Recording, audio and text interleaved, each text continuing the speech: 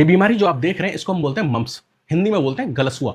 ये बीमारी एक वायरस की वजह से होती है और उस वायरस को हम बोलते हैं मम्प्स वायरस। अब आपको कैसे पता चलेगा कि किसी को मम्प्स हुआ है?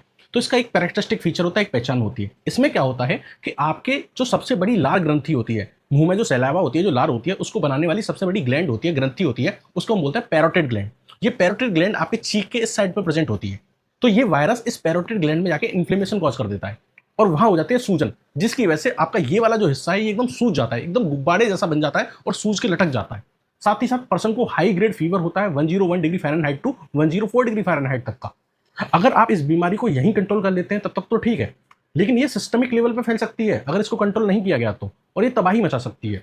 ये आपके ब्रेन से लेकर टेस्टिस ओवरी तक को इन्फेक्ट कर सकती है। अगर ये ब्रेन में जाती है और ये वायरस जो है ये ब्रेन में जाता है तो ब्रेन का जो पैरेन्काइमा जो होता है उसको अफेक्ट करता है और एंसेफेलाइटिस कॉज कर सकता है। ये मेल के टेस्टिस तक में चला जाता है और वहाँ पे टेस्टिस में इन्फेक्शन इन्फ्लेमेशन कॉज करता है, जिसको हम बोलते हैं ऑर्काइटिस।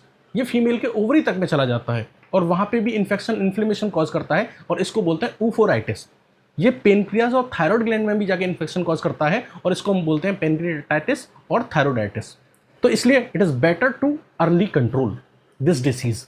ओके, अभी फैलता कैसे है, इसका मोड ऑफ ट्रांसमिशन क्या है? तो मोड ऑफ ट्रांसमिशन ये है कि पहले से किसी को बीमारी थी, आप उसके कॉन्टैक्ट में आए, उससे ये आपको ड्रॉपलेट इन्फेक्शन के थ्रू आपके अंदर एयर के थ्रू फैल जाएगा। अच्छा, इसको बचाया कैसे जाता है? तो इसके लिए सबसे अच्छा होता है कि आप बच्चे को टीका लगवा दें, बचपन में ही वैक्सीन लगवा दें। ठीक है, इसकी जो वैक्सीन होती है उसको हम बोलते हैं MMR, measles mumps rubella vaccine.